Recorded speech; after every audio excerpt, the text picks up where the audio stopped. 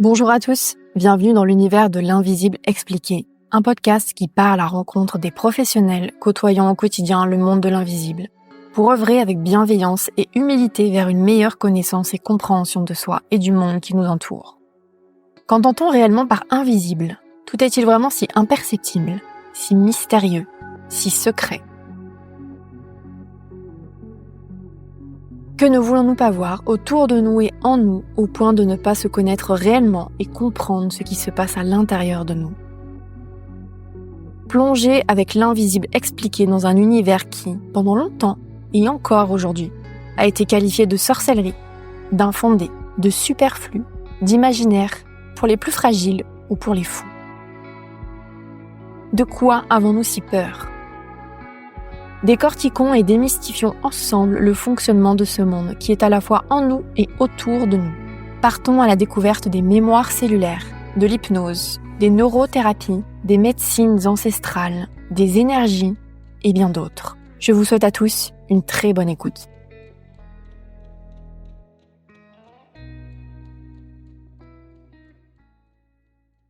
Bonjour Ophélie. Bonjour Sophie. Merci du coup d'être dans le podcast L'Invisible Expliqué. Je suis vraiment ravie que tu aies accepté l'invitation pour que les auditeurs puissent te découvrir et te rencontrer à travers cette émission. Avec grand plaisir, merci beaucoup.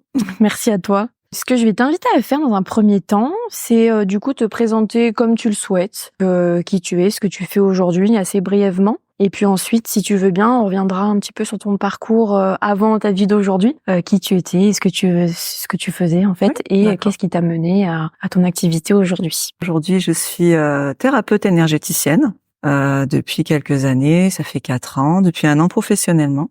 Il y a 4 ans, j'ai commencé une formation pour comprendre des choses que je vivais en moi. Donc c'est pour ça que je dis depuis 4 ans, parce qu'à partir du moment où j'ai commencé cette formation, j'ai commencé à pratiquer en fait, à accompagner des personnes. Oui, donc tu faisais ça à côté de ton activité à l'époque. Exactement. Oui, tu faisais C'était pas complètement mon autre métier. chose. Oui, Oui, c'était pas ton exactement. métier. Oui, c'était une suite logique de ce que je pouvais vivre en fait depuis toujours, parce que je parle de 4 ans, mais ça date de bien au-delà. Oui. Eh bien, en fait, mon activité professionnelle telle qu'elle se présente aujourd'hui, c'est un cheminement de toute ma vie, en fait, hein. C'est vraiment une suite logique d'événements qui m'a amenée là. J'ai toujours eu une certaine sensibilité à avoir certaines facultés, on va dire, extrasensorielles depuis toute petite. Depuis toute petite, j'entendais les voix, je voyais dans le fond, comment dire, des choses que des autres personnes, on va dire que le commun des mortels ne voit pas forcément. J'avais une certaine compréhension des choses qui sont au-delà du logique. Et il y a eu des étapes en fait dans ma vie qui m'ont amené à un moment donné à me poser vraiment sur ce que je ressentais, une quête de vérité, une quête de comprendre vraiment ce qui m'animait profondément. En fait, à un moment donné, donc ça c'était en 2017, j'ai eu une grosse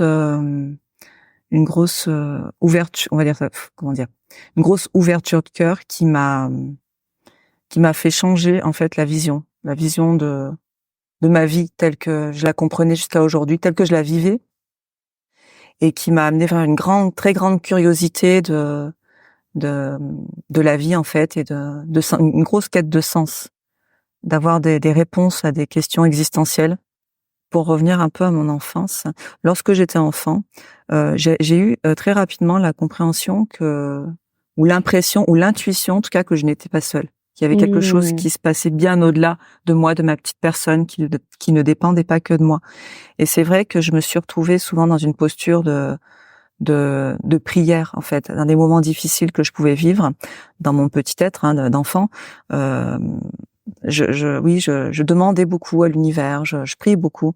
Et pour moi, à ce moment-là, ma compréhension de l'autre chose se trouvait dans ce qui se passait autour de moi. Et moi, ce qui était accessible autour de moi à ce moment-là, c'était la religion, donc la religion catholique, en fait. Donc j'ai commencé à aller à l'église tous les dimanches, toute seule, j'avais 6-7 ans. Ouais, c'est une question que j'allais te poser. Oui. Dans quel environnement t'as grandi? Un environnement religieux ou pas du tout? Pas du tout. Pas du Non, tout. mes parents étaient pas religieux du tout.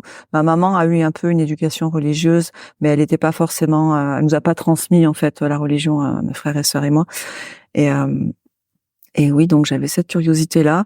Et c'est vrai que quand les fois où j'allais à l'église, je me sentais tellement bien en fait que j'étais très attirée par ce bien-être que je pouvais ressentir à l'intérieur de moi. Et oui, et donc je me suis retrouvée à l'église tous les dimanches, seule à la messe. Et t'avais quel âge à cette époque? J'avais aux alentours de 7 ans. Ah oui. Alors je comprenais rien aux offices, mais j'adorais ça. Ok. J'adorais. Je me sentais bien en fait. Voilà, c'était vraiment une recherche de bien-être. C'est vraiment le ressenti à l'intérieur de moi qui m'animait, qui me portait par ça quoi. Et j'ai pas eu le baptême non plus enfant, donc Oui, ouais, t'es pas baptisée. j'y allais du tout sans. Oui, t'as vraiment pas du tout grandi dans une famille, une éducation religieuse en fait. Non. C'est tu t'es laissé porter Oui. en fait par ce que tu ressentais et ce Exactement. bien-être C'est que ça. tu ressentais Oui. quand tu allais dans des églises en C'est fait. ça, exactement. Et spontanément, c'est fou qu'à cet âge-là, du coup, spontanément, naturellement, Oui. tu priais vers l'univers ou voilà, vers ce qui t'entourait, quoi. Exactement ça. Et en fait, la prière m'a amené un tel réconfort que j'avais l'impression que toutes mes prières étaient entendues et que j'avais des réponses, en fait. J'avais des réponses à mes prières dans ma vie. Et moi, donc, je me suis retournée à ce moment-là vers la religion, parce que pour moi, à ce moment-là, c'est ce qui s'est présenté à moi. Et vraiment, j'avais une grosse ferveur, en tout cas, aller à l'église. D'accord. Mm. Donc c'est resté comme ça, donc dans tes ressentis et à la recherche de ce bien-être et justement auprès de la religion catholique pendant combien de temps à peu près Pendant, je dirais, 3-4 ans. Oui. Où j'ai même suivi une éducation de catéchisme en fait. par la suite. Par la suite. D'accord. Voilà, où j'allais avec les copains et les copines suivre des cours de catéchisme. J'ai même demandé le baptême à ce moment-là d'ailleurs. Oui, d'accord. Oui, donc tu as demandé à ton initiative d'avoir des cours de catéchisme et ensuite d'être du coup baptisé. Ok. Tout à fait.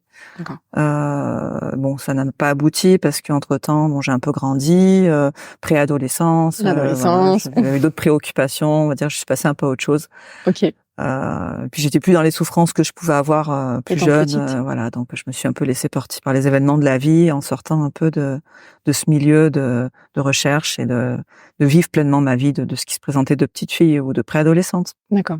Donc voilà, j'ai grandi. Oui. Et tout à l'heure, tu disais que tu pouvais entendre des voix quand tu étais petite. Est-ce que c'est quelque chose qui t'a quitté en grandissant, en devenant adolescente, ou enfin, est-ce que tu as été coupée de ça un certain temps? Est-ce que c'est revenu après? Parce que c'est vrai qu'on entend beaucoup dire que les enfants sont très sensibles aux subtils, aux énergies, etc. Et qu'après, au bout d'un moment, avec l'éducation, avec voilà, en grandissant, on se coupe naturellement de ça. Est-ce que toi, tu l'as vécu? Oui, je l'ai vécu. Alors c'est quand j'étais toute petite, vers de 3 ans, où j'étais réveillée. Alors ça a commencé un peu comme ça, en pleine de ce que je me souvienne en tout cas, où je faisais des cauchemars. J'étais réveillée en pleine nuit. Je voyais des ombres dans ma chambre. Ça me faisait très peur. Je me mettais sous la couverture. Ça me parlait.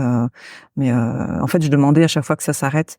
On pouvait te dire quoi? Tu as des souvenirs ou pas spécialement?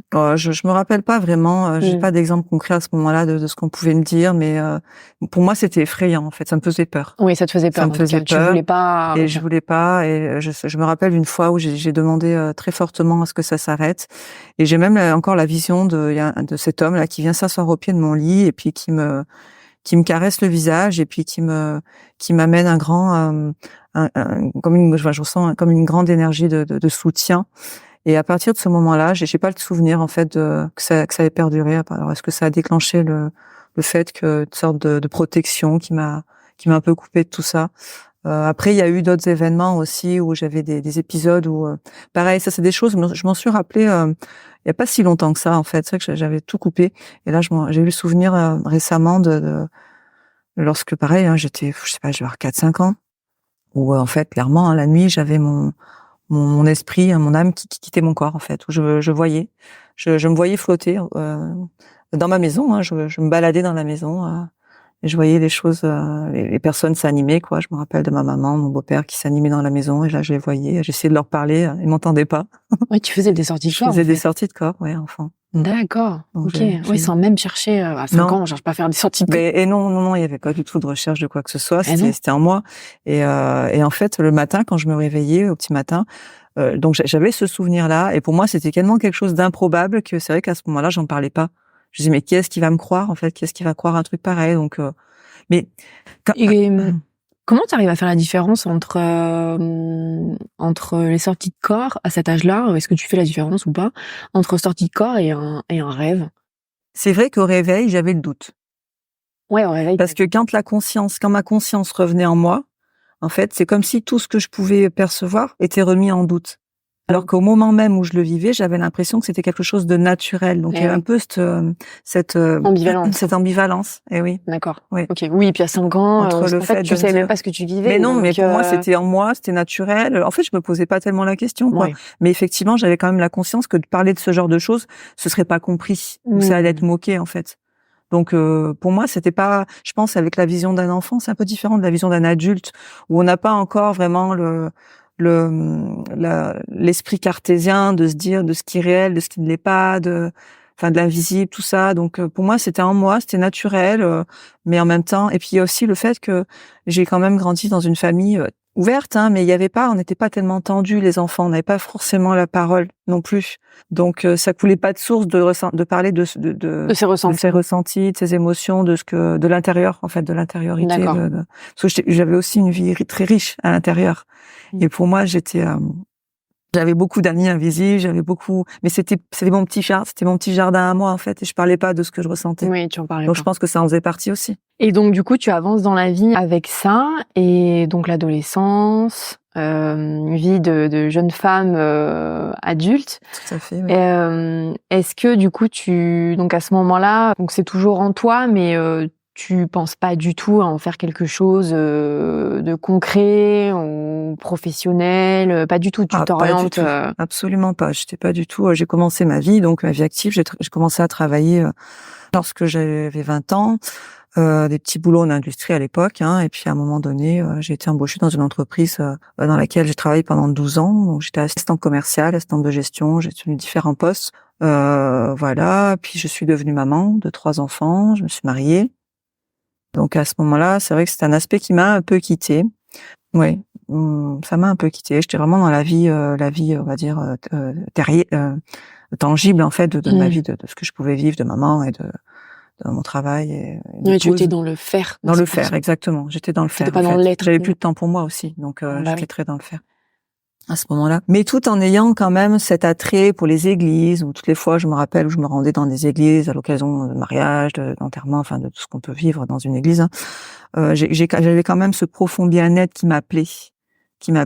Et d'ailleurs, j'ai demandé le baptême pour mes 3 enfants, hein, parce que n'ayant pas reçu moi-même, du coup, ça n'avait pas abouti à ce moment-là quand j'étais enfant. Donc j'ai quand même eu l'envie que le baptême soit donné pour mes enfants. Et il y a aussi un moment donné aussi où j'ai commencé à faire des rêves prémonitoires. Dans quand j'étais jeune adulte, où j'ai commencé à faire des rêves prémonitoires, et ça m'a interpellée un peu aussi ces rêves que je faisais. Mais c'est pareil, hein, toujours dans cet esprit un peu de dualité où quand je me réveille, je crois sans y croire, mais tout en ayant la vision qu'effectivement ce que j'ai vécu dans mon rêve, ça se produit. Donc bon, un exemple concret. Un exemple, oui, si tu as. Une nuit, je rêve de ma grand-mère qui était vivante à ce moment-là, et puis donc j'étais allongée sur elle dans son lit, on se câlinait, et puis elle me disait au revoir. Elle m'embrassait, elle me disait au revoir. Et une semaine après, ma grand-mère décède. Elle était pas malade, ou alors elle l'était, mais en tout cas, elle se faisait pas suivre médicalement, donc on n'en savait rien, on ne s'attendait pas à ce qu'elle parte à ce moment-là. Donc là, oui, ça m'interpelle grandement, quoi. Ma grand-mère m'a dit au revoir avant de partir, en fait. Donc t'as commencé à faire de plus en plus des rêves en ce sens. J'avais des rêves aussi en ce sens, ou de catastrophes, hein, des détonations, de catastrophes qui se sont produites dans l'actualité, en fait, où je voyais des événements. Par exemple, je me rappelle aussi d'avoir eu une vision une nuit d'un manège qui se décroche. Donc quelques jours après, j'entends aux actualités que ça se produit.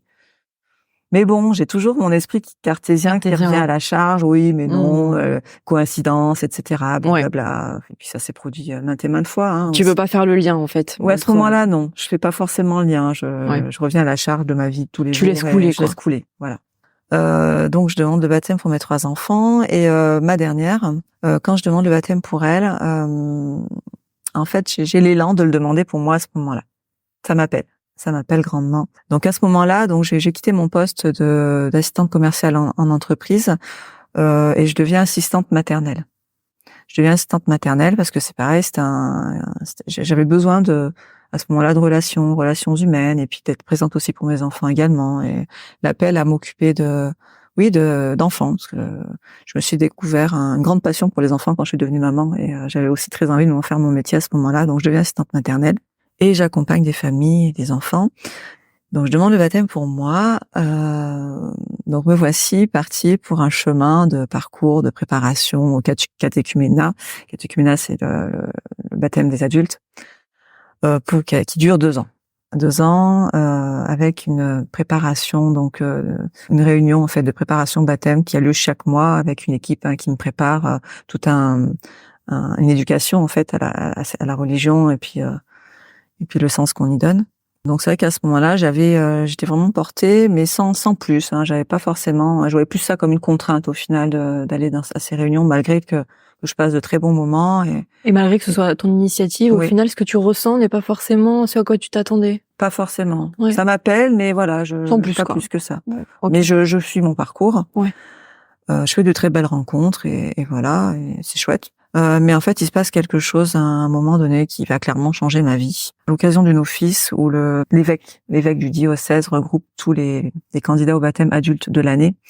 Donc on se retrouve à environ 80 adultes à cette cérémonie, et en fait à l'occasion de cette cérémonie, l'évêque nous va nous parler un par un à chacun en fait de manière intime, et il aura une parole pour chacun.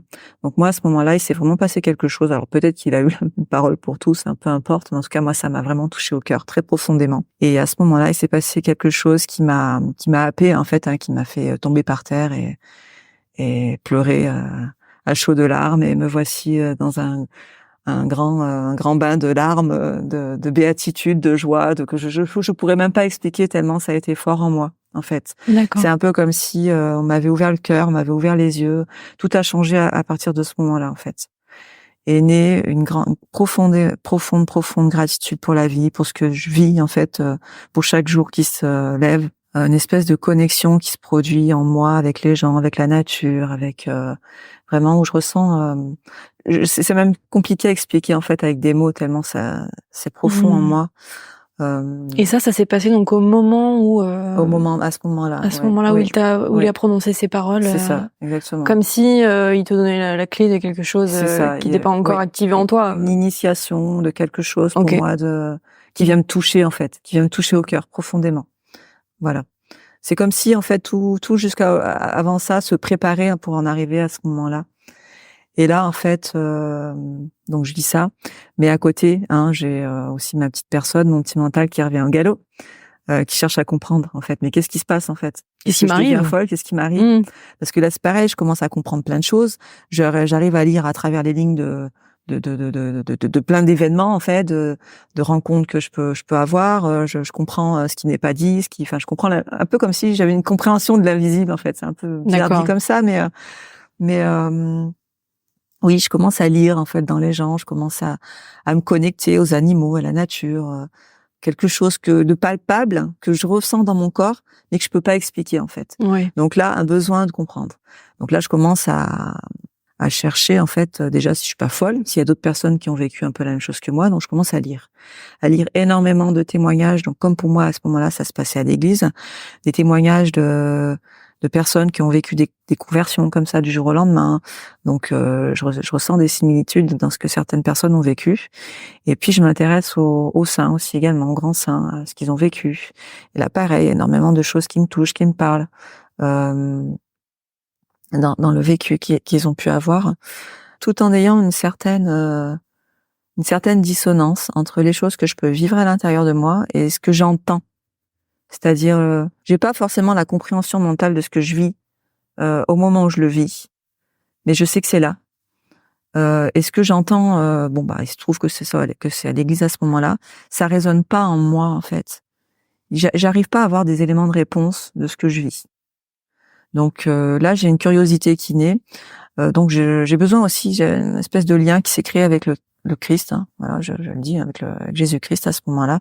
Donc besoin de connaître qui est cet homme en fait, cet homme Dieu dont on parle à l'Église et qui m'appelle et dont je sais pas grand-chose au final puisque j'avais pas encore ouvert ma Bible à ce moment-là Et là, je commence à lire en fait la Bible, à lire les évangiles. Et là, ces enseignements me parlent énormément, ça me parle profondément. Mais je sens qu'il y a quand même autre chose derrière. Et Comme si c'était pas complet. C'était pas complet, exactement.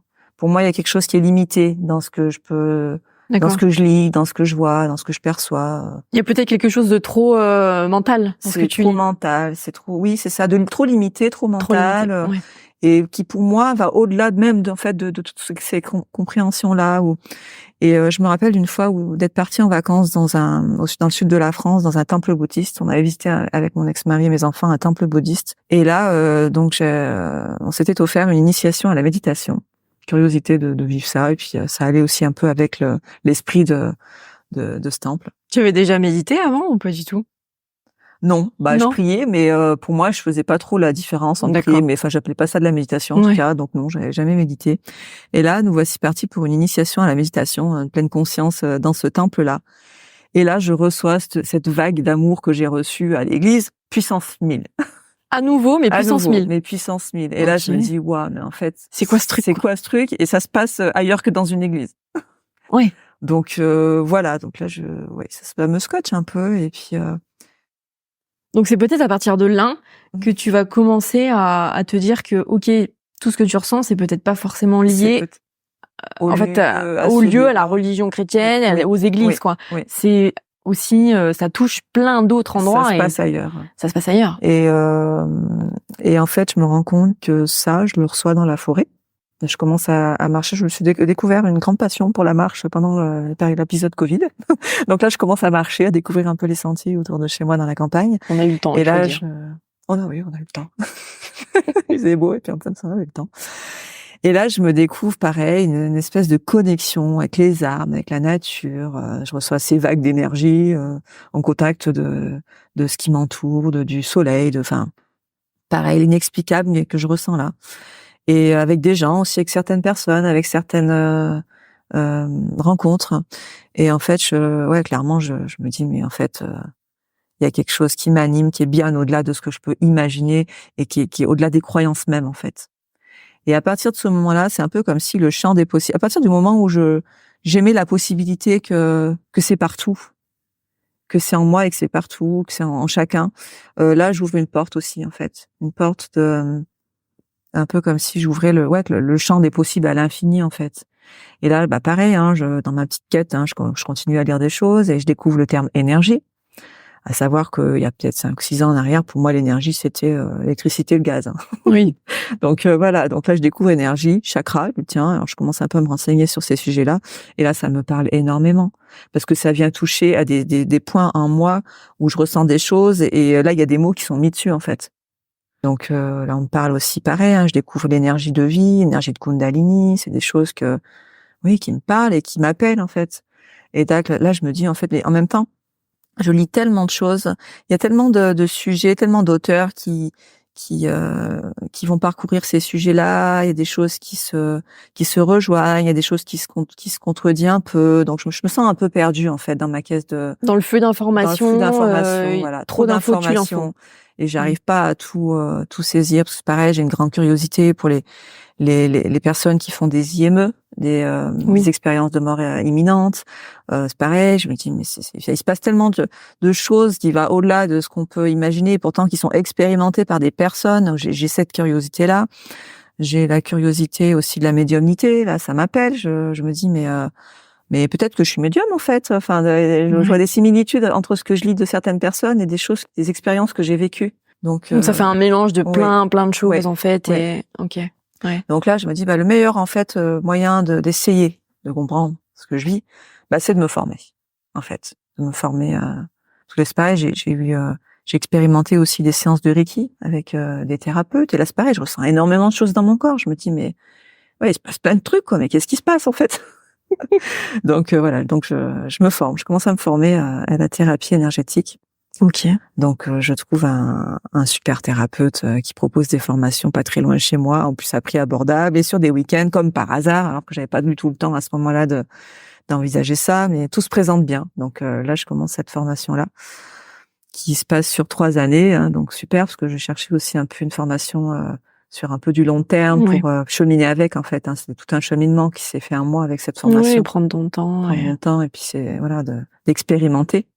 Parce qu'à l'occasion de cette formation-là, du coup, j'ai pu pratiquer sur des personnes aussi, parce que c'est pas que de la théorie, c'est vraiment dans la pratique qu'on peut comprendre ce qui se passe. Et en fait, en tant que thérapeute, ce que je comprends aujourd'hui, c'est que moi, mon gros travail, il se passe sur le fait de me connaître, en fait, de savoir comment je fonctionne. Et ça passe vraiment par la connaissance de soi. Pour moi, la clé, elle est là. Avant de pouvoir bien accompagner les autres. Exactement. En fait. Mais oui, exactement. bien sûr. Ouais. Donc voilà, j'expérimente des choses et je suis aussi d'autres formations en parallèle, des choses qui m'appellent avec notamment des accompagnements sonores, parce que je suis très réceptive également au son, à la musique et je commence aussi également à avoir l'attrait pour la musique parce que je me mets dans des états incroyables d'extase presque rien qu'en écoutant de la musique. Donc là je me dis il se passe quelque chose aussi avec le son. Donc là c'est pareil, je suis une formation en accompagnement avec une approche avec des bols tibétains. Et là c'est pareil quoi, je pars dans des états de modifié de conscience très profonds rien en ayant expérimenté ça parce que dans les formations on s'entraîne les uns sur les autres donc on est thérapeute et thérapié, donc voilà, on vit les deux côtés. Donc tu suis cette formation pendant 3 ans à côté de ton travail d'assistante maternelle. Tout à fait. Ouais. Et en fait cette formation donc dans laquelle tu vas réussir à vraiment bien comprendre le fonctionnement des énergies qui t'entourent. Oui. Je suppose. Oui, exactement. Et aussi ce que tu peux en faire toi pour accompagner les autres. Exactement. C'est ça. Oui, je comprends concrètement comment ça fonctionne en moi en tout cas. Comment ça peut fonctionner en moi, comment ça passe, comment je peux accompagner les personnes concrètement. Et est-ce que ça, tu arriverais à nous dire un petit peu, sans forcément rentrer dans le détail, parce que je pense qu'on pourrait y passer des heures et des heures, mais comment ça fonctionne brièvement? Comment j'œuvre, comment ça se passe dans ma thérapie, dans mes séances. Alors dans mes séances, en tant qu'accompagnante, donc je demande aux personnes de s'allonger sur ma table de soins. Moi, j'ai tout un travail en amont je me mets en posture de thérapeute, mais de manière la plus neutre possible pour pouvoir canaliser de l'énergie qui est la plus pure pour la personne qui va la recevoir. Donc, c'est-à-dire au moment où je commence ma séance, je vais me connecter à la personne, à son énergie, je vais me mettre en syntonie avec cette personne, et c'est un peu comme si je vais être la personne. C'est-à-dire que moi, je vais ressentir dans mon corps ses douleurs. Je vais ressentir dans mon corps là où elle a mal, physiquement, émotionnellement. Alors après, je vais aussi me mettre en état de canal pur. Ce que j'ai compris aujourd'hui, ce que je vis, c'est que je suis canal d'énergie pour la personne. Je suis un peu comme un outil au service de la vie. En fait, ce qui se passe, ça se passe bien au-delà de moi. Moi, l'énergie, j'appelle. Ça va me traverser. Je ressens l'énergie me traverser dans mon corps. Voilà, tu la ressens par c'est quoi? C'est des petits frissons, alors c'est comme la s'il y chaleur. avait mon crâne s'ouvrait. C'est bizarre, mais mon crâne s'ouvrait et ça vient un peu comme si je recevais une douche. Okay. Une douche dans mon crâne en fait, d'énergie. Et ça fait un peu comme si concrètement Après, ça dépend en fonction de l'énergie qui est canalisée. C'est un peu différent chaque fois. Mais ça fait comme des frissons. Ça peut être du chaud, ça peut être du froid, ça peut être de l'émotion, ça peut être.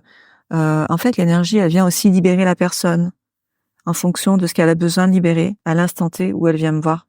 Les gens qui viennent en séance, bien souvent, ont des blocages à l'intérieur d'eux. Ces déblocages peuvent se manifester de différentes manières. Ça peut être des croyances qu'elles ont en elles depuis peut-être depuis leur petite enfance, depuis toujours, ou des croyances auxquelles elles ont adhéré plus tard, et qui vont les limiter dans leur vie. Dans leur champ d'action de ce qu'elles ont à vivre, et qui à un moment donné se rendent bien compte que oui, qu'elles sont limitées en fait dans ce qu'elles vivent. Ça peut être aussi des blessures qu'elles auront eues suite à des événements qui vont les amener à avoir des paroles ou des agissements qui vont à l'encontre de qui elles sont, qui vont peut-être leur amener en elles aussi, ça peut leur amener des émotions qui peuvent leur pourrir un peu la vie, de la colère, ça peut être de la tristesse, masquée, et qu'elles s'autorisent pas non plus à vivre, et qui à un moment donné va prendre une telle ampleur que à l'intérieur d'eux que ça va faire que ça va se manifester physiquement. Ça peut créer des maladies, ça peut en fait, même souvent, elles sont même elles-mêmes incapables de m'expliquer concrètement où est le malaise. Elles ressentent un malaise, elles ressentent dans leur corps qu'il y a quelque chose qui va pas, mais Elles savent pas d'où ça vient. mais elles savent pas forcément d'où ça vient, oui. Mmh. Après, ça peut être tellement de choses différentes. Et Ouais. donc, du coup, tout à l'heure, tu disais que tu reçois en début de séance, donc tu travailles avant la séance et ensuite tu te mets en condition, Ouais. et après donc tu deviens ce canal Ouais. d'énergie Ouais. pour ensuite du coup comment ça se passe? Tu retransmets l'énergie que tu reçois à la personne. Oui. Tu lui partages ce que tu ressens physiquement, ce que tu perçois. Exactement. Alors ça Ouais. peut se manifester de différentes manières. En fait, c'est de l'information. L'information, c'est l'invisible. C'est ce qui n'est pas forcément vu avec les yeux, mais qui est là. Alors moi, je peux recevoir, ça peut être effectivement dans les ressentis physiques, et des choses qui vont passer. Ça peut être des paroles que je vais entendre, des choses qui peuvent être dites, des défunts peuvent se présenter à l'occasion de séances. Ça peut se produire. Ça peut être des visions que je peux avoir, mais aussi à savoir que bien souvent, moi, je suis là comme outil, mais c'est la personne sur la table qui va se guérir par elle-même si elle vient avec la volonté profonde de guérir, d'aller mieux. Il y a certaines personnes qui se surprennent, du coup, à canaliser l'information elle-même. Moi, je vais, par mon biais, par le fait de transmettre l'énergie, je vais augmenter, on va dire ça comme ça, leur vibration, ce qui va pouvoir leur permettre à elles de recevoir directement les messages qui doivent être transmis. Donc, il y a certaines personnes qui vont sur la table recevoir des messages de leurs défunts, qui vont s'autoriser à pleurer, qui ne se seront pas autorisées forcément jusqu'à aujourd'hui, qui vont avoir de la colère, qui vont avoir des visions elles-mêmes, qui vont avoir des éléments d'information, ça peut être des très conceptuels aussi, mais qui vont avoir une certaine compréhension, sortie de nulle part en fait. C'est vraiment, moi j'invite vraiment les personnes qui viennent me voir à venir sans attente. Parce que au plus les personnes vont arriver avec des attentes précises, au plus elles peuvent être déçues justement de pas avoir une réponse à leurs attentes. Parce qu'en fait, ça peut prendre vraiment différentes formes, en fait, une guérison. Certaines, alors j'utilise le mot guérison, mais c'est pas forcément une guérison physique de maladie ou de choses comme on peut l'entendre. Ça peut être aussi ça, mais c'est pas vraiment la majeure partie du temps. C'est pas de cette manière-là que ça se produit. Ça peut être aussi parce qu'à savoir qu'un soin énergétique commence avant la séance et perdure également après. À partir du moment où l'énergie elle commence à travailler en la personne, moi j'observe très souvent aussi des changements dans leur vie qui peuvent se manifester d'autres manières. C'est des prises de conscience en fait, des prises de conscience profondes qu'elles sont pas à leur place en fait, qu'elles se sont créées une vie qui ne leur correspond pas forcément. C'est vrai qu'on dit souvent que le premier pas vers la guérison entre guillemets, effectivement, comme tu dis, pas forcément une guérison physique, mais ne serait-ce que psychique, est déjà entamé à 50% quand la personne le veut, quoi. C'est la volonté qui fait beaucoup le travail en fait. À partir de la moment où la personne elle veut être heureuse en fait, et elle fait le choix d'être heureuse, elle fait le choix du bonheur. Et à partir de ce moment-là, en fait, ça va enclencher quelque chose. La vie elle répond. La vie elle répond tout le temps. Quand on demande, quand on veut quelque chose, en fait, la vie elle répond. C'est assez magique. Alors dit comme ça peut paraître un peu incroyable, mais c'est vraiment comme ça que ça se passe. Et quand les personnes sont prêtes en fait à être heureuses, et effectivement, ça peut derrière amener des tourments dans la mesure où elles se seront créées une vie qui ne leur correspond pas forcément. Donc ça nécessite parfois effectivement d'avoir on va dire les yeux de la vérité qui s'ouvrent et de se rendre compte que c'est pas créé la bonne vie, on va dire ça comme ça, forcément. Donc ça va engranger du changement derrière, donc ce qui peut bouleverser un peu les gens derrière. Mais bien souvent c'est vraiment pour un grand bénéfice en fait d'être aligné et d'être libre en fait, parce que le besoin, le désir en fait d'avoir une vie vraie et authentique et alignée avec qui l'on est vraiment amène vraiment une de liberté, d'amour en fait, hein, parce qu'à un moment donné, quand on se rend compte qu'on n'est pas à sa place et qu'on s'est créé une fausse vie et qu'on a la conscience de cela, en fait, il arrive un moment donné où il est plus possible de faire semblant. Il est vraiment plus possible de faire semblant et les personnes en fait naturellement, alors ça dépend en fonction des personnes, hein. Des fois c'est plus ou moins violent, hein. Des fois ça se fait en douceur, hein. Il y a pas toujours de la violence non Oui, plus ou des fois c'est un burn-out. des fois c'est exactement. Après ça se produit naturellement de toute manière. À un moment donné, quand on n'est pas à sa place, il y a le besoin, il y a la vie qui appelle derrière, qui nous secoue, qui nous remue. Oui, et puis comme tu Donc disais, le corps le fait ressentir. Le corps le fait ressentir. Ça se manifeste par des épreuves, ça se manifeste par des blocages. Ça fonctionne pas comme on veut. Exactement. Et oui. C'est exactement ça. Et tu disais tout à l'heure, c'est aussi quand les gens décident et veulent être heureux. Et est-ce que c'est pas aussi quand les gens sont enfin prêts à faire face à eux-mêmes? Exactement. Et à se responsabiliser. Et oui, à voir ce qu'ils avaient mis sous le tapis jusqu'à aujourd'hui, qu'ils n'étaient pas prêts à le voir, hein, et c'est ok. Hein. On a tous des trucs sous le tapis qu'on n'a pas envie de voir. Hein, sinon, je pense que on serait plus là, hein, si on avait tout accompli. Ou tout irait bien dans le meilleur des mondes. Oui, voilà. Je dis pas que c'est impossible, hein, mais je pense qu'on a toujours des petites choses qu'on n'est pas forcément prêt à voir. Mais c'est à partir du moment où il y a la volonté de voir les choses en fait, hein, de voir ce qui n'est pas vu, hein, l'invisible.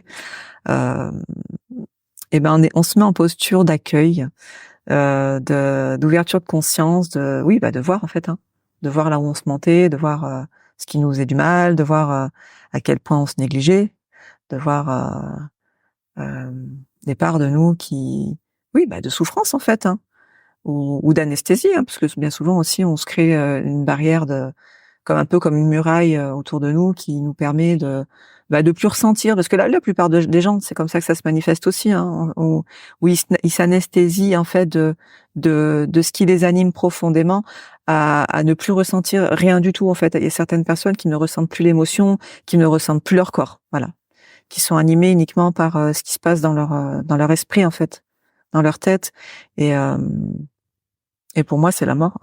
C'est le mental qui nous protège, mais à nous protéger, nous enferme aussi. Ce qui n'est pas réellement. C'est ce qui ça empêche de vivre. Ça empêche de vivre et ça crée une vie fausse. Une vie qui n'est pas forcément une vie de bonheur du coup, parce que à éviter justement de voir les choses en face, à éviter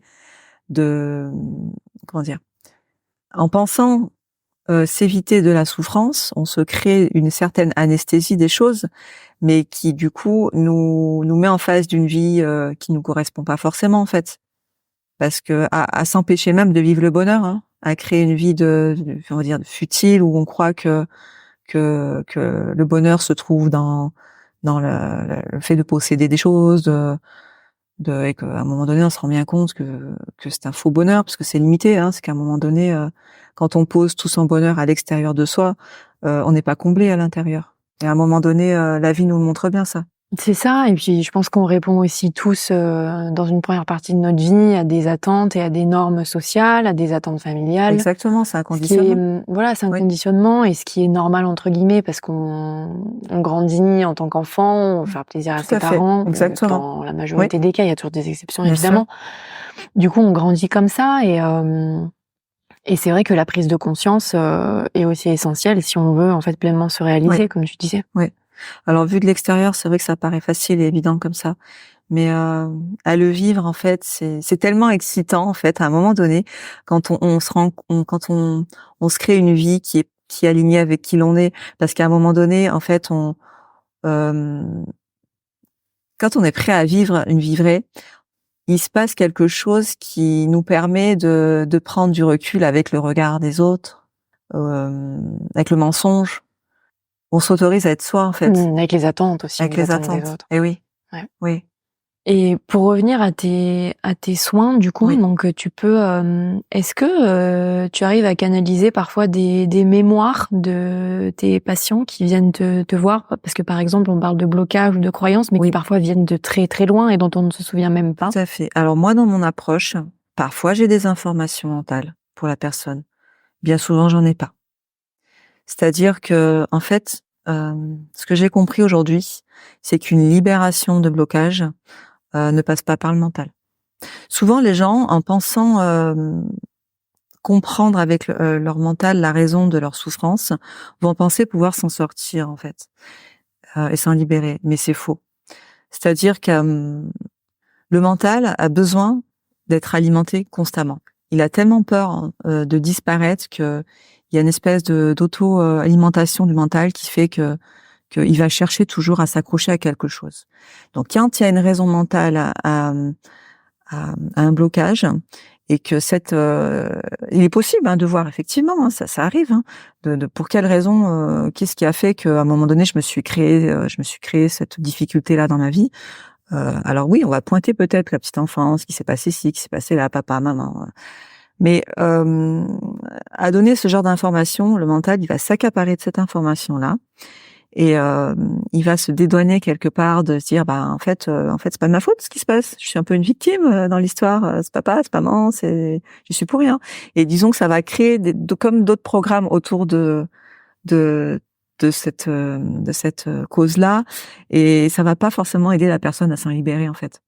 C'est-à-dire que les personnes qui auront tendance à justement être tournées vers le passé, ils vont alimenter en fait ce système-là de souffrance, et ça va pas forcément les aider. Je sais pas que c'est le cas de tout le monde, mais bien souvent c'est ce qui se passe. Tandis qu'à un moment donné, quand la personne elle est empêchée dans sa vie à cause de quelque chose et qu'il est l'heure pour elle de s'en débarrasser, de libérer ça va passer par le corps. Elle va vivre des choses dans sa vie pour s'en libérer. Si une émotion elle a besoin d'être vécue, il va se passer un événement dans la vie de cette personne-là pour qu'elle ait un prétexte mental de vivre une émotion. Ça peut être n'importe quoi. Souvent, quand on va mal, on va chercher à comprendre pourquoi on va mal. On va trouver maintes et maintes raisons de se dire pourquoi on va mal, en fait. Et c'est OK. Mais pour autant, on va pas forcément... Alors, oui, des fois, ça marche.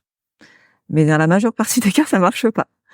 Donc, moi, au moment où j'œuvre, au moment où je canalise l'information de l'énergie, je ressens dans mon corps que la libération a lieu. Et c'est OK. Mais il y aura pas forcément l'information. Quand la libération, parce que moi, je ressens l'intensité, en fait, de la libération. Je sais que ça vient chercher très, très loin. Et des fois, il peut s'agir effectivement de libération qui date d'autres générations, en fait, sur le plan transgénérationnel, des ancêtres ou bien au-delà. Mais dire à cette personne, en fait, parce que votre arrière grand-père avait ça et vous en avez hérité, ça va pas l'aider à s'en libérer, en fait. Oui, je vois ce que tu veux dire. C'est la libération se fait pas dans le savoir, mais dans le ressentir. Exactement. Et à partir du moment où la personne, elle a ouvert la porte de « je veux aller mieux, je veux guérir », moi, je vais œuvrer pour l'aider à guérir ça, de ces blocages énergétiques dans son corps. Mais ça va pas forcément se passer donc au niveau mental, ça va se passer, alors moi je vais ouvrir sur d'autres plans, sur les plans subtils en fait, où ça va toucher les autres corps, parce que bien au-delà de notre corps physique, le corps physique c'est la finalité de ce qui nous anime. Il y a d'autres plans, donc ça va se passer sur le plan effectivement mental parfois, mais aussi sur le plan émotionnel. Les émotions, ça touche aussi au plan subtil, elles sont là, pourtant on les voit pas et pourtant on les ressent. Donc voilà, ça se passe aussi à ce niveau-là. Ça se passe aussi sur d'autres plans plus spirituels. Ça se passe vraiment, c'est à ce niveau-là que je vais œuvrer. Donc oui, effectivement, quand il y a des choses qui vont être libérées à ce niveau-là, il peut arriver des allègements de douleurs physiques ou des guérisons, c'est possible. C'est pas systématique, mais quand ça vient toucher de toute façon, quand ça vient toucher au corps physique, c'est que c'est la dernière roue du carrosse. C'est que la personne, elle n'aura pas réussi à se libérer de quelque chose, ou que, en fait, c'est l'appel de la conscience, justement, les bobos, c'est l'appel de la conscience pour aller chercher ce qui va pas. Aller chercher ce qui va pas. Pour avoir l'envie, en fait, de s'en sortir et de changer quelque chose dans sa vie. C'est ça aussi, il faut être prêt à changer sa vie. Il faut vouloir, il faut être prêt. Il faut être prêt. Parce que, comme tu disais, c'est pas facile et ça chamboule énormément. Et c'est aussi pour ça que plein de gens ne passent pas le cap. Parce que c'est terrifiant. C'est terrifiant parce que de voir qu'on s'est menti, en fait, dans sa vie, à se créer des gros mensonges, à se sacrifier, ça peut prendre différentes formes. Des fois, ça amène de la colère aussi, de se dire, en fait, on a donné une fausse image de soi, on s'est trompé, en fait, on s'est menti à violence, on s'est pas aimé, de s'en rendre compte, des fois, ça amène de la violence. Hyper violent. C'est hyper violent. Mais je pense que cette violence est nécessaire pour ensuite le mieux être. Mais je peux donner un exemple personnel. C'est-à-dire qu'à un moment dans ma vie, il y a quelques années en arrière, quand j'ai commencé à cheminer et puis à avoir des compréhensions de certaines choses et l'ouverture de conscience qui va avec, en fait, je me suis rendu compte justement, pour imager ça, à quel point je me suis menti dans ma vie à me créer justement une vie d'anesthésie pour ne pas souffrir, à me créer un mari adorable et en fait à être sûre d'être en confiance et qui me fera jamais de mal, etc., etc. Mais en même temps, qui ne me correspondait pas forcément. Donc à un moment donné, je commençais à en prendre conscience petit à petit et mon corps a parlé. Un jour, en fait, j'ai fait une grosse crise de nerfs. Quelque chose qui ne m'est jamais arrivé, à tout casser. Hein. J'étais sous la douche, à poil, tout a volé autour de moi. J'ai pété un câble. Ouais. Mon corps a parlé. Et sans raison apparente, en plus. Sans raison apparente. Et là, en fait, j'ai eu la compréhension instantanée de ce qui se jouait. Et ce jour-là, j'ai dit à mon ex-mari, je te quitte. Donc pour moi, en tout cas, ça a pris cette forme-là.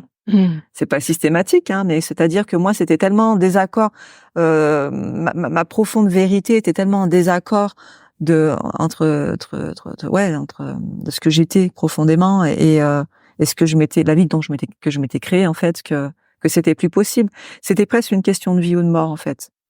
C'est que je pouvais plus faire semblant. Il arrivait un moment donné où arrête de te mentir. Ton couple il est mort. Tu le sais très bien. Arrête de faire semblant. Arrête de montrer une image de ce qui n'est pas en fait. Et ouais, ça a été très violent à l'intérieur de moi ce qui s'est produit. Ouais, mais effectivement, en fait, c'est comme ce qu'on disait tout à l'heure, c'est que je suis pas sûre qu'il puisse y avoir un réel changement dans notre vie sans cette prise de conscience qui peut être violente, quoi.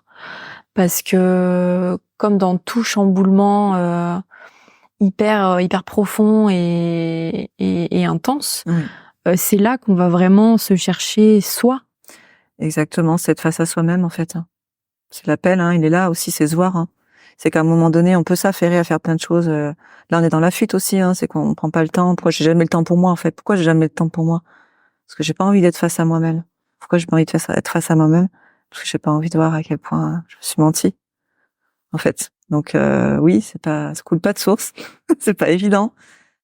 Ça peut être fait en douceur, là, dans mon cas ou dans d'autres cas, c'est violent parfois, mais c'est pas le cas de tout le monde non plus. Après, effectivement, touche. Oui, voilà, c'est ça. Oui. On dit violent, mais c'est pas forcément une grosse catastrophe ou un burn-out. Ça peut être aussi plusieurs petites prises de conscience qui sont pas forcément hyper agréables, mais qui nous amènent à ce cheminement. Exactement. Mais c'est vraiment dans l'inconscient que ça se passe, qu'on chemine, vraiment. Après, à dire qu'est-ce qui fait qu'à un moment donné, on a la volonté de s'en sortir, d'aller mieux, de consulter un thérapeute, même moi-même, je le sais pas en fait. Ce qui va déclencher ce désir-là. Oui, c'est propre à chacun aussi. C'est propre à chacun, oui. Et donc pour en revenir à tes soins, donc tu partages effectivement pas forcément toujours toutes les infos que tu reçois, mais pour du coup le bon cheminement de tes patients. Comment tu différencies, donc tu es thérapeute énergéticienne, et tu utilises aussi, si je me trompe pas, du magnétisme? Tout à fait. Bon, alors après, pour moi, le magnétisme, de ma compréhension, c'est un autre terme pour utiliser le mot énergie. D'accord. Bon, c'est des termes, c'est ma compréhension à moi. Souvent, on me demande aussi, quand on parle de magnétisme, on a la croyance qu'on donne son énergie. En fait, moi, lors d'un soin énergétique ou une séance de magnétisme, pour moi, c'est la même chose. Voilà, c'est ma compréhension à moi. Je donne pas mon énergie, je donne pas le magnétisme de mon corps, en fait. C'est que je canalise de l'énergie invisible, en fait, et ça passe par moi. Et le magnétisme, comment c'est venu à toi? C'est lors de tes formations ou est-ce que c'est venu assez naturellement? Alors, c'est venu, ça va avec le début un peu de mes ressentis, où j'ai mes mains qui commençaient à chauffer, ou voilà, concrètement comme ça, où du coup ça m'a interpellée. Et alors je commençais un peu à lire à ce moment-là, à m'intéresser justement au magnétisme et puis à savoir comment ça fonctionne. Et là j'étais tombée un peu par hasard sur des personnes qui disaient avoir fait des expériences avec des fruits en fait pour tester leur magnétisme. Donc moi j'ai commencé là, je m'entraînais sur des citrons pour voir ce qui se passait en fait, pour voir ce qui sortait de mes mains, si c'était si c'était du concret, si si c'était vrai en fait, si ça agissait. Ouais. Donc oui, je m'étais entraînée sur des citrons en fait où j'avais alors dans l'exercice, il fallait par exemple 5 minutes par jour à peu près à la même heure où j'apposais mes mains au-dessus du citron et puis je donnais là toute l'énergie que je pouvais à ce citron là et puis tout en ayant un citron témoin que je gardais un peu plus loin dans un tiroir, un peu loin de voilà et à les comparer, genre 10 jours après, effectivement, le citron, l'autre dans le tiroir avait pourri, celui que j'avais magnétisé était devenu tout dur, quoi. Mais vraiment, il avait presque pas bougé d'aspect, si ce n'est qu'il avait, il avait séché, en fait. Oui, donc c'est-à-dire que 10 jours après, tu pouvais le consommer, quoi. En tout cas, il avait pas pourri. Oui, le consommer, je sais pas, mais il avait pas pourri. Ah oui, t'as pas essayé le non. Je crois que j'aurais essayé, moi. Mais en tout cas, dans la vision et la texture, mais il y avait un tel écart de différence en fait qu'il se passait déjà quelque chose que je pouvais pas expliquer, mais en tout cas il se passait un truc quoi qui sortait de mes mains. Oui, et puis là t'avais réuni la preuve quoi. Et puis pareil, j'ai commencé à expérimenter sur mes enfants quand ils avaient des douleurs en fait où je commençais à naturellement. J'avais toujours un peu aussi cet attrait naturel à poser les mains quand il y avait des douleurs à certains endroits. Moi-même je le faisais à moi-même quand j'étais enfant. J'avais mal au ventre, je me caressais le ventre et là ça m'apaisait en fait, ça m'apaisait. Et donc à faire sur mes enfants et puis oui très rapidement eux-mêmes un peu sceptiques au début mais ouverts à l'idée de se laisser faire si ça fait du bien. Voilà, si ça fait du bien, effectivement ça faisait du bien, effectivement il avait plus mal. Mon fils qui avait mal au dos, j'ai posé mes mains sur son dos, il avait plus mal après. Ma fille qui avait des migraines pareil, en fait les migraines partaient d'elle comme ça, d'elle-même. Donc aujourd'hui mes enfants me réclament des soins énergétiques de même, j'adore. Je trouve ça génial. Oui, c'est génial. Oui. Mais c'est pas quelque chose d'exceptionnel, à savoir qu'une maman qui fait un câlin à son enfant, c'est un soin en fait, c'est un soin énergétique naturel. Voilà, c'est naturel. On envoie de l'amour en fait. On envoie de l'amour, c'est de l'énergie d'amour pure, oui. Et en fait, quand tu fais tes soins, c'est aussi ça, si je comprends bien. Complètement. C'est que tu envoies aussi. Exactement. C'est pour moi, c'est ce que je dis, c'est de l'énergie d'amour. C'est compréhensible ou ça l'est pas, mais moi c'est comme ça que je l'ai compris et que je le vis parce que j'ai le ressenti d'amour en fait qui me traverse. Cette énergie, en fait, comment tu décrirais le monde et son fonctionnement de ce que tu en sais? Question pas facile. Non. Mais qu'est-ce que tu en comprends? Qu'est-ce que tu en retires comme enseignement? Et là, c'est une question que je te pose aujourd'hui, mais je pense que si je te repose la question dans 5 ou 10 ans, elle sera différente. Ta réponse. Mais ouais, est-ce que comment tu pourrais nous expliquer le fonctionnement du monde aujourd'hui, de toutes ces énergies? Parce que pour plein de gens, pour eux, ça n'existe même pas, alors que pourtant c'est là, quoi. Alors, de ma compréhension, l'énergie, la base de l'énergie, c'est ce qui nous anime tous. Pour moi, c'est l'énergie, c'est la même. Certains vont appeler ça Dieu, certains vont appeler ça l'univers, certains vont... Voilà, c'est des termes, pour moi, c'est tout la même chose. C'est vraiment ce qui nous anime tous de la même manière. Après, effectivement, il y a des choses qui vont au-delà de l'explicable. Ce qui est tangible, les corps tels qu'on voit, tels que, pour moi, c'est de l'énergie condensée, tout ça. Là, on pourrait même partir sur de la physique quantique, parce que s'il y a des études concrètes là-dessus. Tout à fait. Ah oui, il y a des. Alors moi, je serais incapable de l'expliquer. Je l'ai compris en le lisant, mais je pourrais pas l'expliquer. Alors pour ceux que ça intéresse, effectivement, il est facile de trouver des informations vraiment sur la physique quantique. Il y a des études hyper poussées qui expliquent que tout n'est qu'énergie, que ce soit notre télévision, les plantes. Mais tout en ayant conscience que au-delà de l'énergie pure de ce qui est tangible, il y a quelque chose pour moi qui nous anime, qui est beaucoup plus profond que ça. Donner un sens à tout ça, c'est compliqué. D'expliquer l'inexplicable, c'est compliqué. Moi, j'invite vraiment aux personnes d'expérimenter, en fait, parce que c'est vraiment à l'intérieur de nous que ça se passe. C'est-à-dire qu'à un moment donné, si on est à l'écoute de soi et qu'on ressent des choses à l'intérieur de soi et qu'on souhaite y mettre un sens, et le sens, il est pas forcément dans le tangible, en fait. Alors, je sais pas si c'est compréhensible ce que je dis, mais complètement. Ma question n'était pas facile, il faut le dire. Après, on est aussi des êtres du coup de vibration, parce que l'énergie c'est une vibration qui fait que c'est presque magnétique en fait quelque part.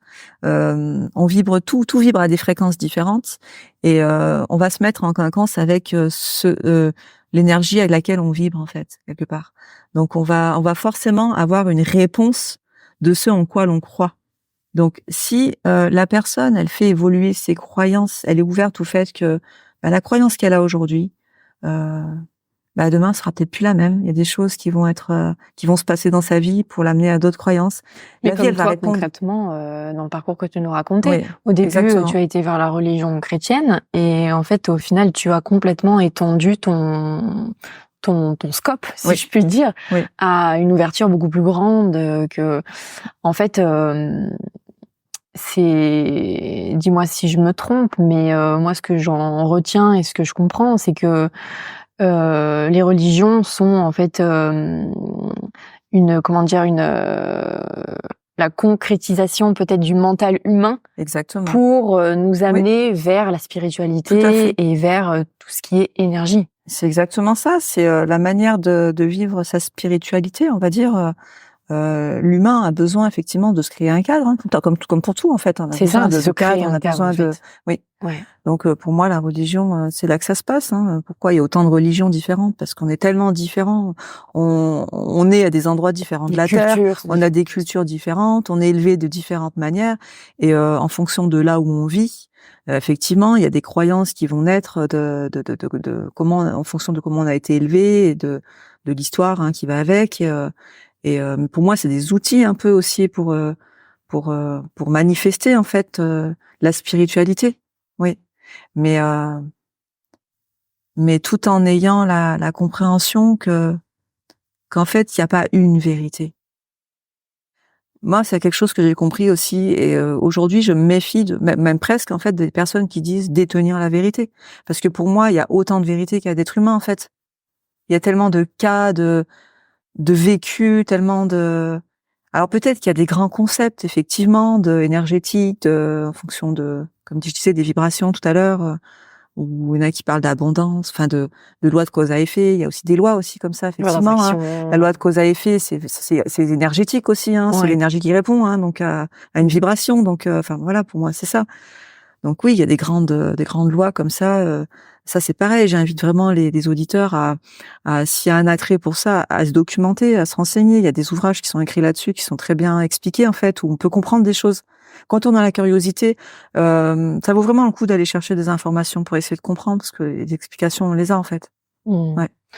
Et est-ce que tu as peut-être des conseils de bouquins à recommander à nos auditeurs?